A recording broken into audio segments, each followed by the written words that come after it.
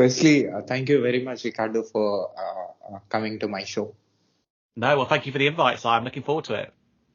So I've gone through your profile. I can see you're working in AWS Cloud. So I thought to tell, as an advocate, so I thought to tell about you and the work that you are doing. Apart from this, also you're doing different work. So I thought to tell about your work to my audience. Yeah, absolutely. Happy to do that.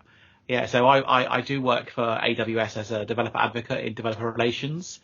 For people who aren't maybe familiar with what developer relations do or what developer advocate does, we are people who effectively talk with developers and builders, and we try and act as the voice of the customer, the voice of the developer, when we engage with our internal product teams to help make sure that their feedback is heard. So if there's any pain points, any frustrations, or anything that that the developers want to see improve, we can feed that and make sure it's put onto the product roadmap. That's kind of like a big important part of what developer advocate does.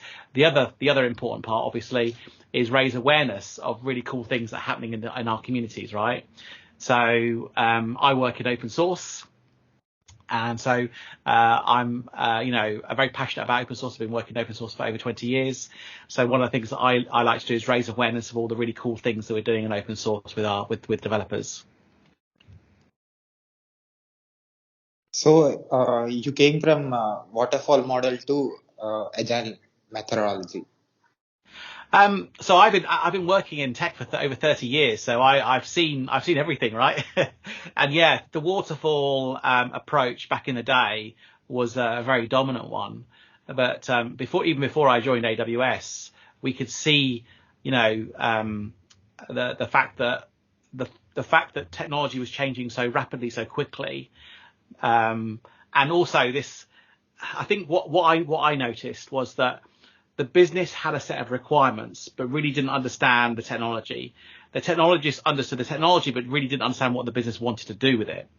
And so we had a situation where the waterfall approach wasn't particularly good because there was this problem with language, right? And so what was delivered wasn't what business wanted, and what the business wanted wasn't precise enough for what the technical people needed, right? And so I think naturally what I saw is the agile approaches come in and reduce the gap so that they could actually get access to things that were being built and actually then have a more decisive role in saying, yes, this is right, this is wrong. And it's also, of course, why domain driven development now is so big and important, right? Because it fixed that problem around making sure that everyone around the table understands exactly what we're all building. I think language is a really important and sometimes under appreciated aspect of the work we do in technology. So you're working in technology from long time. You saw the old methodology, and now you're working in the latest one. So what is the difference that you're observing? So I think the first thing is that I would say that it's not either or. Okay, I think what's happened in at least when I've been in technology, we've developed and continue to develop new methodologies, right, to get work done. And I would say that there's no right or wrong way, okay? And there's no one way you should always do something. I think, like anything, it all depends on what your circumstances are, what skills you've got, what the, I think you have to take all these factors into consideration. And then you end up with, well, I think for this particular situation and use case, there may be, agile or Kanban might be the best way. But for another one, okay, maybe waterfall is still the best approach. Okay, so I'm not saying that waterfall is bad at all. What I'm saying is that the way we as technologists get work done consists on a continuum. Okay, different ways. They all have different advantages and disadvantages. So I think as technologists, we have to open ourselves up for that. And when we're working with our customers, understand what they're trying to do and then apply what we think is the right approach. So for some situations, agile might be the right approach. For others, maybe a more waterfall-like approach might be more appropriate. Okay, and I've worked in all sorts of, from kind of very I would say kind of old-fashioned ERP kind of systems that are very they're not very dynamic, right? So their technology doesn't change very often.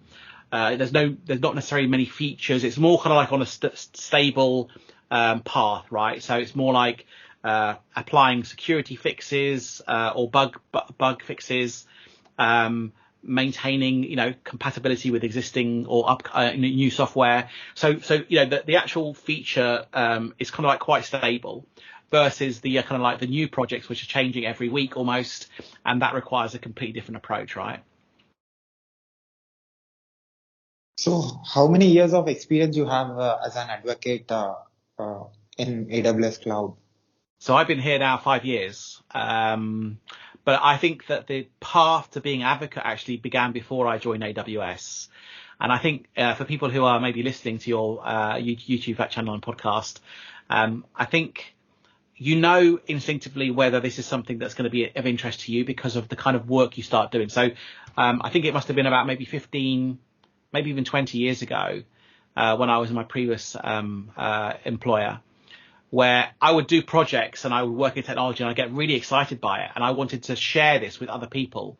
Now, my audience in those days was other teams within my organization, maybe the other parts of the business, but also the kind of user groups that we used to have. So back in the day, before the internet almost, in fact, they would still be technology meetups. So we didn't have YouTube, we didn't have Twitter, we didn't even have the internet, but we had meetups. So the big technology providers, they would organize, maybe quarterly meetups in their buildings. We would turn up and we would do talks. We would meet other people. We would learn, new things from those other people. And that was like very precious because, to get that information, it was really hard, right? So, these user groups were very, very well attended. And that was kind of like the first kind of like time where I realized that this is like something I really like doing. And I volunteered on many of these for technologies now that probably most of your viewers won't ever have heard of or even used. Things like CC Mail, Lotus Notes, Lavelle Networks. These are old technologies, but they were very, very big at the time, had big growing communities. And we all wanted to learn more about the topic. And so we shared what we knew. And it was great. It was fantastic.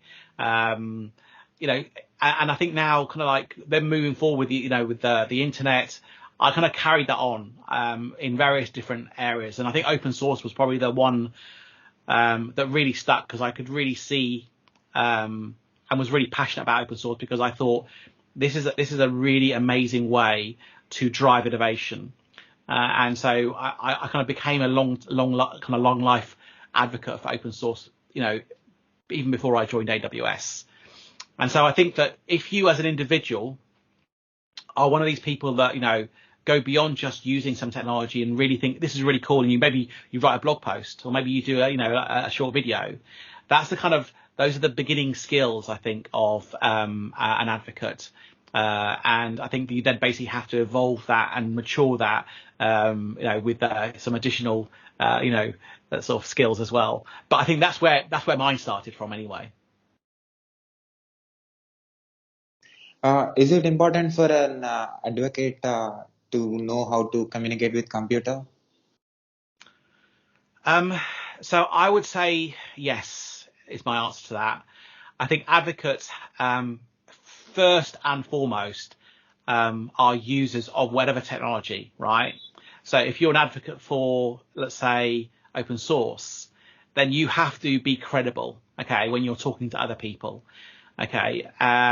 So for me, advocates tend to have that experience, okay, of actually doing something. So we call it kind of like your customer zero, okay? You're using it on a regular basis. Not just the technology, but other people who are using the technology. All the little details, all the in-jokes, all that kind of stuff. So you go down to a really, really low level. And I think for me, this is my own personal view. I think that's really important because when you then go up and write a blog post or do a video or maybe go on stage and talk about something, you have to, be credible to the audience because the audience are going to have questions, right? And I think that you've got to be in a good situation to be able to answer those questions. Now, for people who are beginning there's always those one or two technologies that they're really passionate about. So I always say focus on those things, dive deep on those, and then start, kind of evangelizing kind of those technologies. Because I think what's interesting in those ones, there's a level playing field because everyone is in the same situation. I know back in the day when we had Lotus Notes, very few people knew Lotus Notes, so it was very easy to start, even though I was only learning it for a year or so.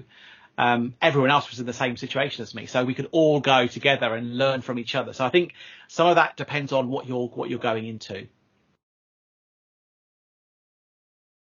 What about yourself, Si? Are you an advocate for anything in particular? I'm a DevOps engineer. So you're passionate about DevOps, right? Yeah. So you must know the feeling, right? So you're deep into, who people are, what people are doing, the community, the technologies, and people probably trust you because of that, right? Correct. Yeah. So how is working in AWS cloud? Oh, fantastic. It's amazing. I absolutely love it. I joined 5 years ago. I wish I'd joined sooner because I think the organization, for me, is a really good fit because I love the strong cultural aspects of working at the company. We have a very, very good culture, which is written about the Amazon leadership principles, 16 leadership principles. And I would say probably that's what brought me to the organization because I'm very customer driven. Always have been ever since I started working in my first job in, doing washing the dishes in a restaurant. I then worked in a supermarket, on the tills and in the grocery store. And I always wanted to make sure the customers were happy, always. Right. And then when I started working in my first tech job, I always wanted to make sure the customers were happy. And I have a funny story. I think it's funny. It was very early. I think it was the first year of my career, 1993. So, Si, you probably weren't even born then. You look like you're a young man. So, it was 1993, and I was working for a very small IT company, and we were doing a demo for a customer, a very important customer. It was late in the evening because sometimes in those days we used to do demos in the evenings when the shop had closed. We brought customers in, and it's a very small company. It was like 5 of us, and so we had the main technical guy. He was doing a demo of this piece of software called GemDraw. For people who are there, if you remember it, this is going back in the day when Gem was an operating system you ran on x86 machines, and I was working in the back office. So I was making cups of tea and coffee for the customer. I was making sure that everything was okay. I was just doing all the odd jobs that needed to be done. And at the end of the demo, the customer goes to the boss. Goes, that was the worst demo of my life. Okay, I've wasted 2 hours of my time here. And he then basically went to everyone and said, look, you don't know how to demo a piece of software. I was confused. The boss, you've wasted my time. Someone else said, you couldn't answer my questions. And he turned to me and he said, but that was probably the best cup of tea I've ever had. Thank you very much. And for me, I was very happy because that's what I call customer obsession, right? Even though everyone else was failing, I still made the customer a good cup of tea, right? And I think that's the kind of it's a very silly story, but I think I have a very strong bias to customer service and making sure the customer is number one, right? And in my previous job, I was there 24 years. That wasn't really their priority. And so obviously coming to Amazon, it's been, amazing because we put our customers right at the beginning of everything.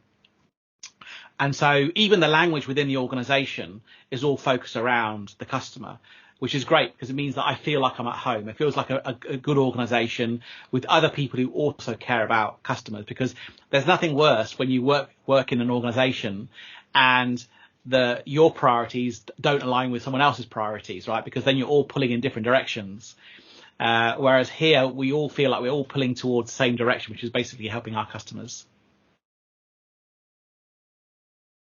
So tell me your experience as an advocate, understanding the requirements from the clients or the customers, what they need and what they want, and Yeah. getting those information and coming to developers and making them to do what the customer wants and trying to match the requirements Yeah. with the created things. So how this experience is and what are the challenges that you face while doing this?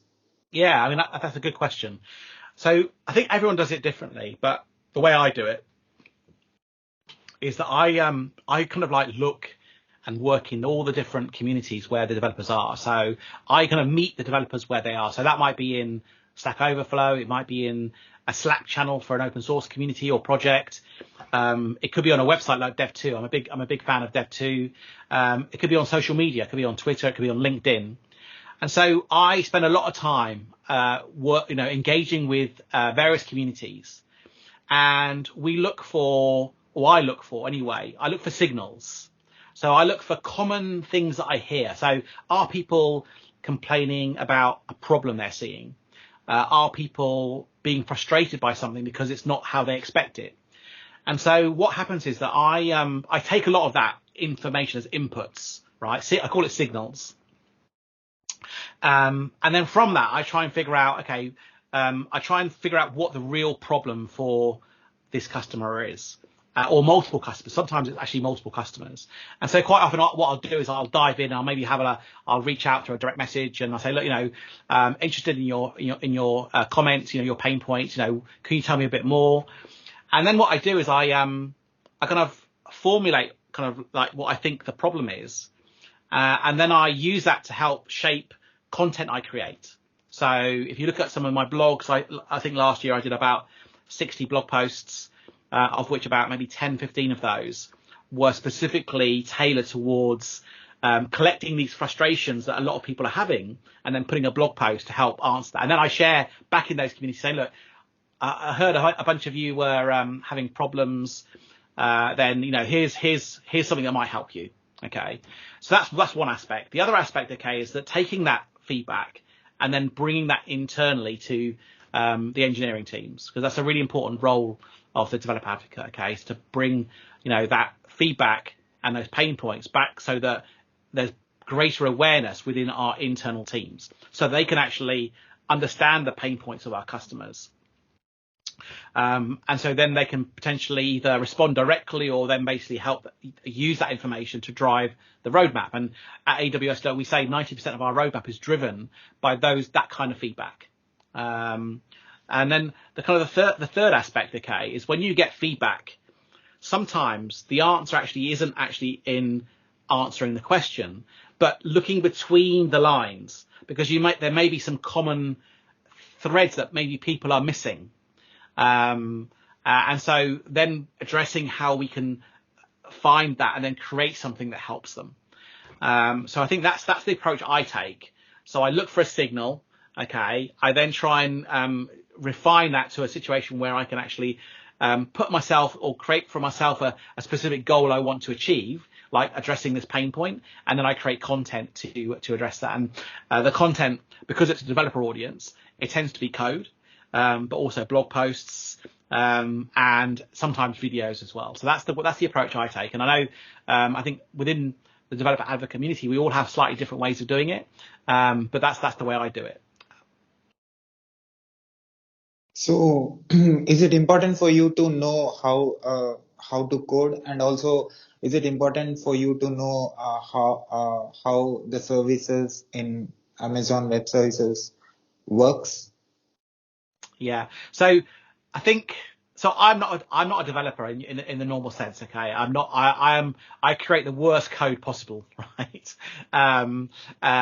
But so it's not important for me to be a good coder because there's no production loads running with my code, thankfully. Okay. But what it is important is for me to almost like light the path and show people how to do something. And to spark their imagination. So as an example, last year I did some content around one of the open source projects that I'm very passionate about, Apache Airflow.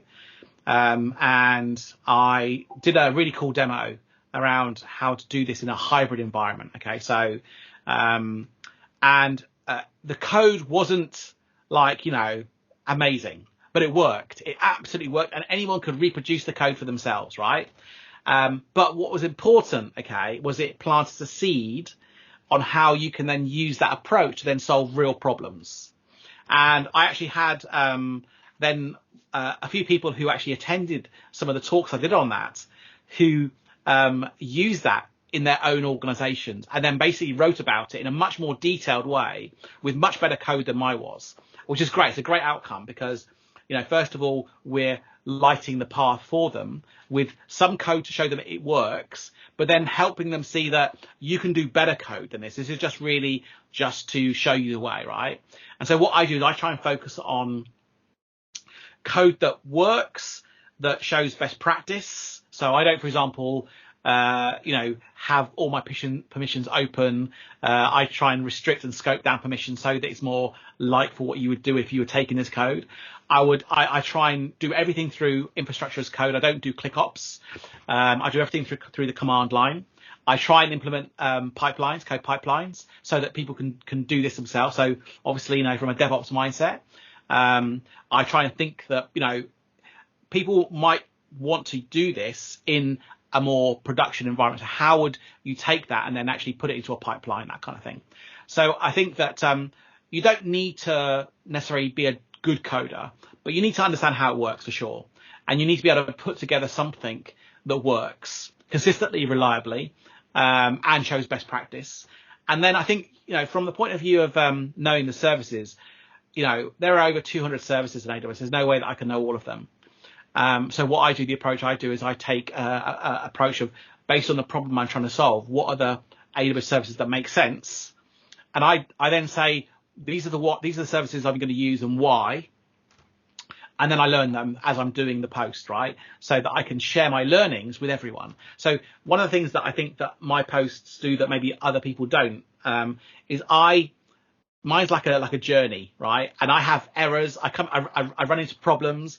I show error message saying, I tried to do this. I got this error message. What's wrong? And then I show how I fixed it. And that's important because, when we do things never work first time, right? And I actually think there's big value in actually sharing the error messages you get, because if you Google that error message and it's in your blog post, then someone else is going to see your blog post and it's going to help them solve the problem, right? So I'm a big believer in, don't give me the polished, beautiful thing. I want to see everything. I want to see all the workings of it. I want to see the oil spills. I want to see the crashes. I want to see everything that goes wrong, because that way I'll feel more comfortable that you've been on the journey that I want to go on, and I don't have to make the mistakes you've made. And what kind of projects you worked on as an advocate in this 5 years in AWS Cloud? Well, I've worked in lots of different things. So I've done stuff on open source projects like Apache Airflow. I've done some really cool things on multi-architecture pipelines, helping people take open source software and compile it from x86 to Graviton. I worked on some AI stuff, AI services, and I've done some non-tech stuff as well. There's a great program called Get IT, where we try and encourage and inspire younger children from age of 11 to 12 to think about a career in tech. And I created the bootcamp material for that program.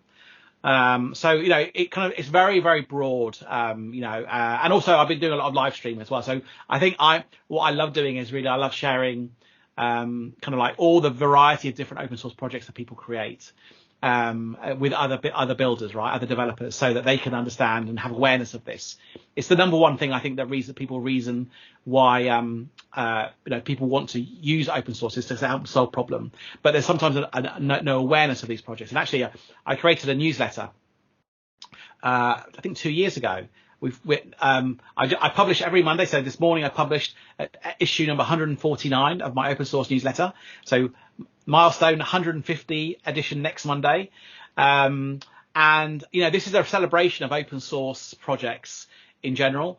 But these open source projects tend to be focused on AWS, right? So, but they still have the same advantages, right? So with open source, you have the four freedoms: the freedom to study, to edit, to copy, and to run. Okay, so anyone who's an AWS customer can take these projects and do what they want with them, right? It's fantastic, because quite often these projects will save you a lot of effort, a lot of time.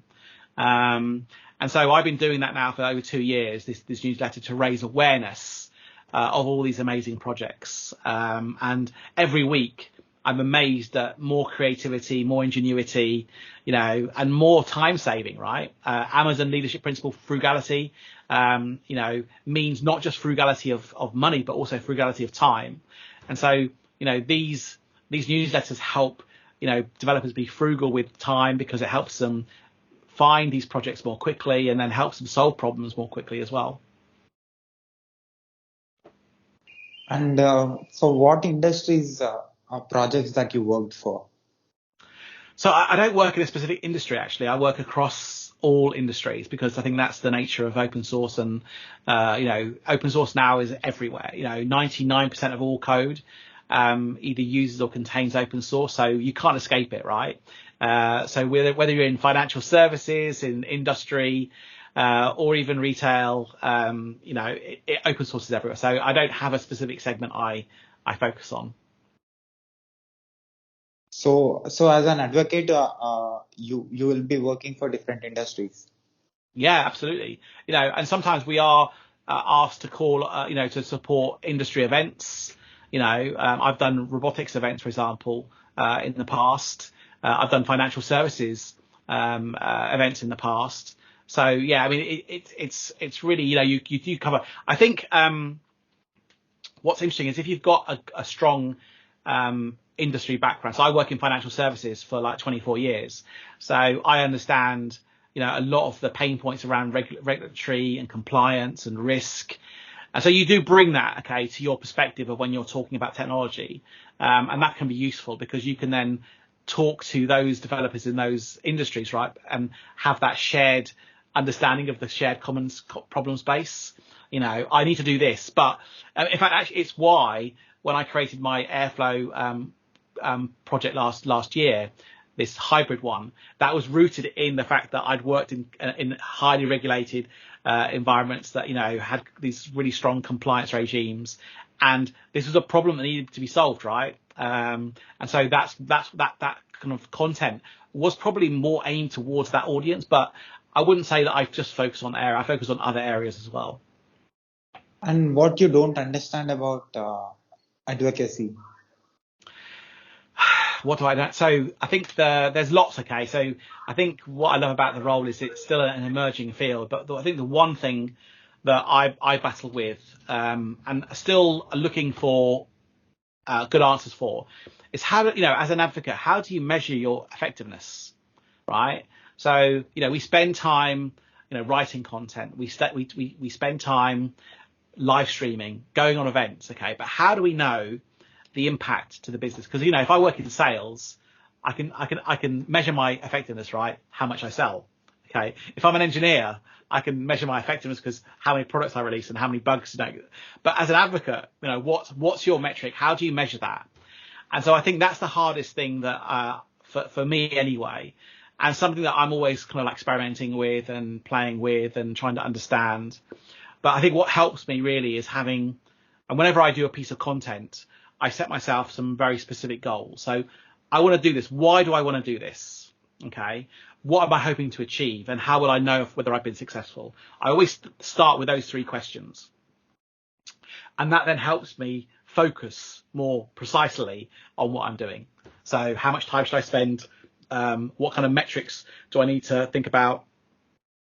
And so over the years, I've developed mechanisms to help me with that. And I'm not there yet by a long way. Always looking for other ways I can measure my effectiveness and my impact.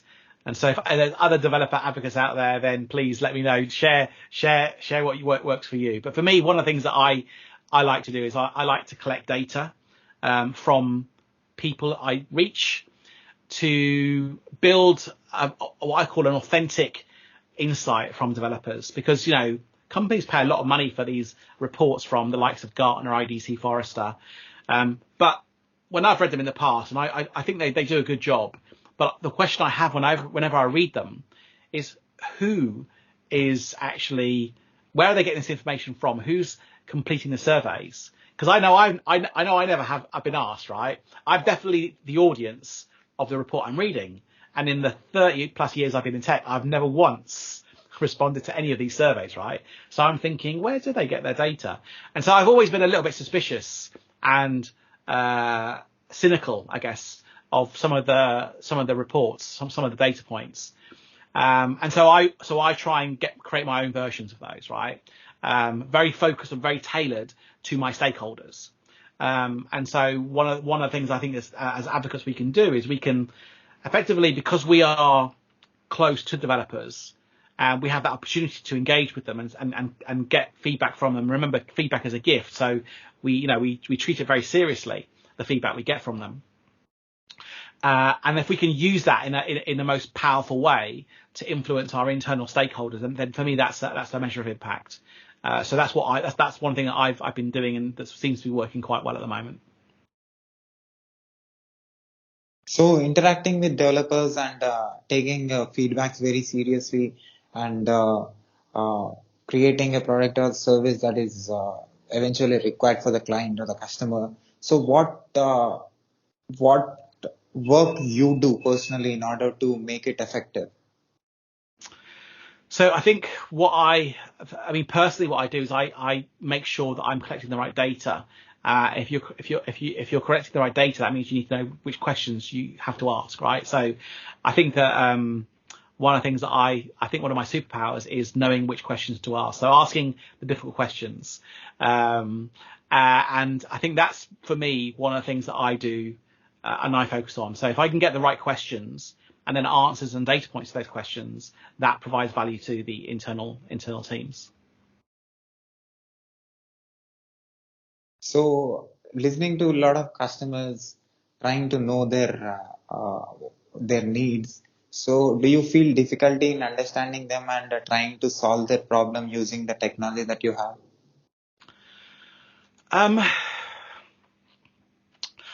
I think I wouldn't say necessarily problem. I think you're obviously, as an individual, you're constrained by the technologies you know, right? So you will always solve the problem or solve a problem that you hear based on your experience and based on your knowledge, which will be different. So let's say, we both listen to someone, okay, and they tell us their problem, okay. You may start off saying, oh, I think you can do it this way. And that's going to be absolutely right because it's based on your experience. And I say, yeah, that's good. That's all good. But this is how I would do it. So you end up having these multiple viewpoints. And I think that's actually, if you're a developer, it's always good to get multiple viewpoints. Don't just necessarily go to me. If you hear one of my talks, hear someone else's talk as well, because they will maybe give you different, maybe competing or conflicting information. And then you can then, as an individual, understand which one you think is more appropriate for you. So I think that there is, as an individual, you have a point of view. And I think that a good advocate is highly opinionated, and will tell you what they think based on their experience. And it won't be left too much to the developer to kind of figure out what to do, right? Because they can then still take that, that guidance, that content, they can take it or leave it, right? But they might, as long as they've learned something from it, that's the important thing. So how is working with your development team? So our internal developer team, so Amazon, we have this kind of this 2 pizza model. Okay, so all our teams are very small teams. So there's lots of them, and they're all different. So we have this model whereby we don't mandate that teams have to do X or Y or use technology X or Y, right?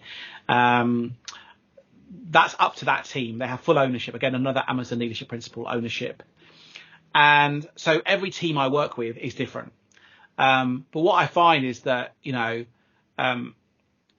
they all want to know what developers are thinking. They all want that feedback. So we have different mechanisms by which we feed that back to them. So we create what's called friction logs. And friction logs are effectively a document we create that takes a lot of the experience and feedback we hear from developers around a specific thing, and also puts on top of that our own experience, right? So I wanted to do X, right? And let's see how I would do that using a bunch of AWS services. And then we document that and we take that back to the service team, and then we go through it with them. And they're normally brilliant. They're normally going, this is great feedback, thank you very much. And then they figure out what to do with that. So, and every team is different, right? So it is, I think that's one of the good things about being, a customer obsessed organization, is that all those teams are always wanting to have that feedback. Whereas, in my previous organization, when I was working with engineering teams, that wasn't always the case, right? So, they don't want to hear anything, right? Their product is perfect. We don't want to hear from customers, or we don't want the feedback, right? Because we know better than you, which is, I don't think that's a good situation to be in. So being in this organization and being very focused on the customers' experiences and trying to build what they want. What kind of problems can you define some problems that you solve or that you get daily? It varies really. I mean, there's no one problem as such. I think that if I was to say at the moment some common themes that come up, I think probably maybe the developer experience is probably a problem at the moment that keeps coming up. How do you make it easier for developers to use all these services in a streamlined way? I think that's a common problem that I hear coming up. Other than that, I think another problem that I see coming up at the moment is that within open source is, we want to use open source, but we're increasingly hearing that, it's difficult to manage the security of open source. We call it the supply chain, the open source supply chain. And so last year, we started picking up this as being a much bigger priority for developers. And that's built up all over 2022. That's been built up.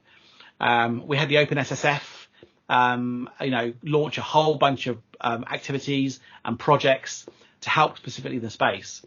But now we have to bridge the stuff they're doing with educating developers. So at the moment, one of the big things I'm working on at the moment, content wise, is content around how as a developer, you can take a lot of that really cool stuff that OpenSSF and others are doing and understand how to use it, why it's important, and then how to incorporate it into your build pipeline. So those are kind of two ones that currently I'm working with. Do you know everything about advocacy? Can you do everything that comes into this role? Can you? I mean, I wouldn't say I know everything. No. I've only been doing it for 5 years in AWS in my official capacity, right? And there are people who've been doing it far, far longer than me. We've got Jeff Barr at AWS, who's our chief evangelist. My previous boss, Ian Massingham, who's now at Avon. He's kind of like the guru for me, for DevRel. There are people who you can learn from. I think what's important is, as long as you're open to learning and improving, I think that's the important thing. I don't ever think that to use an agile terminology, there's no definition of done here, right? It's constant, new stuff that needs to happen. New problems to be solved, new ways of trying to figure out how effective you are with the content you create, new ways of trying to measure your impact, new ways of getting information back to our internal service teams, right? And we're always iterating and experimenting with new content formats. So, with the COVID and the pandemic, video became very, very important. So, we doubled down on video. So we do live streaming, video webinars, all that kind of stuff. Community is really, really important. So, how we can improve the community experience, how we can support students, for example. Students, there are lots of students who are looking to take their first steps in the professional careers. How can we set them up for success? So we've got new initiatives like the student advocacy role within ours and cloud clubs. So people are interested. We've got this new kind of group that focuses just on students, which is great. They've got a web page which I can share with you, so you can maybe put it on the video when you put it up. And we're really looking to help students really understand about cloud and kind of get their first steps into understanding how they can use it, how they can learn it, and then how they can take that with them as they take their first jobs into the job market. And what is your observation about my work? Have you seen any videos of mine on YouTube? Yeah. So I must admit, I didn't spend a lot of time. And it's great that you've spent a lot of time kind of speaking to lots of people, including Jeff. You spoke to Jeff as well, which is great. And I think it's great. I think the question I have for you, though, you've spoken to so many people. Okay, what have you learnt from speaking to all these people? What are the top 2 or 3 things you think that you've learnt from speaking to all the people? Because you speak to so many great people you've spoken to, and I can't name them all, but I mean, it's like a rock star list of people you managed to get. So congratulations. I mean, that's no easy thing, right? To do what you do and to keep it going. So that's great. I mean, the fact you're doing it consistently is a really important thing within advocacy. Don't just do 1 or 2 videos and stop. You've kept it going, right? You've got hundreds of videos. So what have you learned then, Sai? Yeah, definitely and also I'm the top 30. My podcast is top 30 in India, and Wow. the one and only podcast in India, Fantastic. which is selected as in the awesome. November season. That's really good. That's really good. I think what I'm trying to do at the moment is I'm trying to focus a lot of my content in the India, Asia kind of sphere. The reason being is that the Americas are served very well with content. So I live stream every other Friday. In fact, actually on the 31st of March, I have an open source project called Bagisto. I'm not sure if you're familiar with them. They're one of the biggest headless e-commerce projects based in India. And we've got the founder and one of the architects coming on the show to talk about it. So we try and kind of create content for that area, right? Because there's so many cool open source things happening in India and Asia and Australia that we wanted to make sure that our kind of content aligned to that time zone. And giving answer to your question, so what did I learn?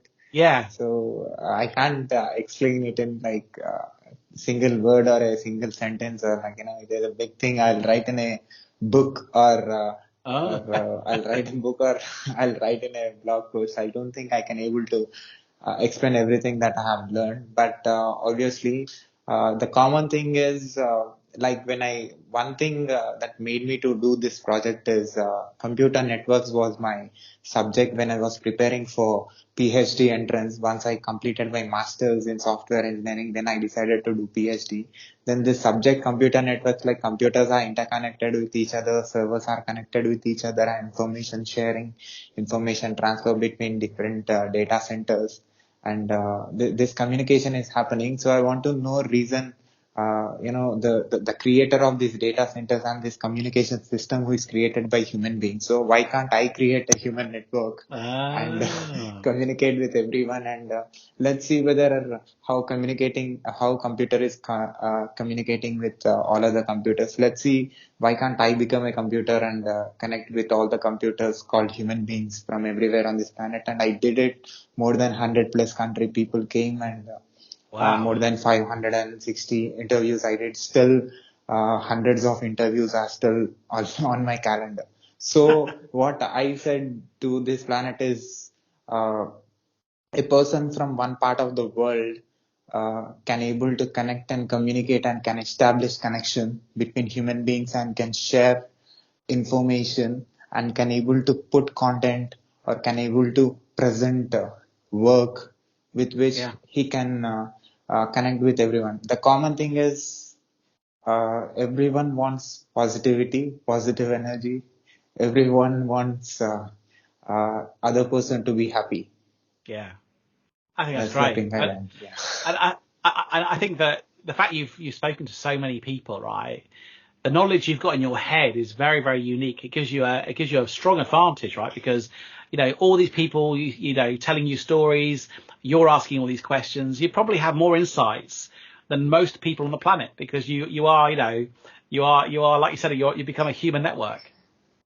Yeah, definitely. Some things that people came from one part of the world, they don't know what is happening, what other human beings from other part of the planet can able to say or talk. So when I'm putting it out, they are knowing, but there are so many things that I have communicated with them. I have to put in an organization. If I work in an organization in coming days, they will know the wonders that I'm going to do with all the information that I got, including Jeff and you today. Yeah, it's great. And actually, I totally agree with that, because I've been lucky enough to work all over the world, and people's outlooks and experiences and views in technology are different, wherever you are in the world. So being able to do that, see how things are being done in other parts is hugely valuable, right? So hats off to you. It's excellent effort. And one observation, because you are very much into customer experience and developer experience, you understand, you take very seriously the feedbacks. So you are the person perfectly can understand my work, because something is working for me. That's why the reason I'm able to make things happen and create this network, right? So the communication is happening. So I did masters in software engineering, also bachelor's in computer science and engineering. Right now I'm getting trained as AWS cloud DevOps engineer role. So, Cool. and talking with experts like you who are already in the industry, in advocacy, in architect, or as a company owners, or startup owners, or developers, engineers, doctors, lawyers, not only technical, non-technical people also I'm communicating. So, collecting all this information, how this project experience that I'm going to use in my work in coming days, how this is Yeah. going to be useful. So I think what I touched upon it before.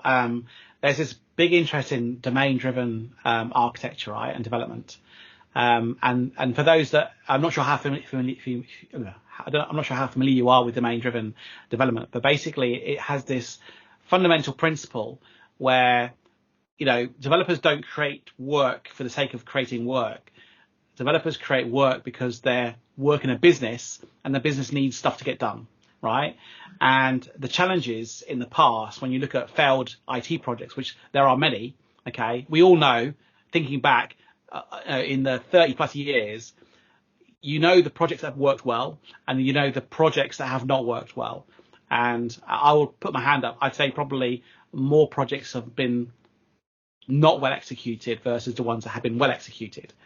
The difference for me, in my own experience, which is borne out with domain-driven development, is the fact that where you've got good relationships with the business, there's this understanding of the actual and buy-in from the business in the technology side of things, then you're able to build something that's truly awesome. And I think that's the thing, is that but you have to bridge that the business side, right? It's no good just being a techie for the sake of being a techie. It's great, be the best you can in your discipline, absolutely. But unless you are able to communicate with someone on how to apply that, then it's pretty redundant. Okay, it's pretty useless, because you'll end up building something that no one will ever appreciate. And I remember once when my previous company, we built the very first internet infrastructure, and it was beautiful. It was fantastic, but we did it in isolation. We were just told, build the IT infrastructure, the web hosting infrastructure. We spent a lot of money. It was all built on Sun Solaris hardware, Solaris operating system, Sun Spark hardware. It was pretty resilient over 2 sites. It was basically fantastic. It was we had zero downtime for like 3 years. Okay. And then we had someone very important in the business who I was presenting to. And he said, you know what? This is great. You've given me a Rolls Royce, but I only wanted a Volvo. Okay. And I think that was a very good reminder that, we can, as technologists, we can build brilliant things, but if it's not aligned to what the business wants, then they don't care. They really don't care. and that you've got to really focus on the business side of things, right? So that's a great point that you mentioned. I'm sure a lot of people will take this seriously and learn what to do and what not to do. And at last, can you share your work with my audience so that they can see your work and can follow you? Yeah, absolutely. So I have a newsletter that I do that I publish every week on Dev2. I'll share it with you so that you can put it on the website.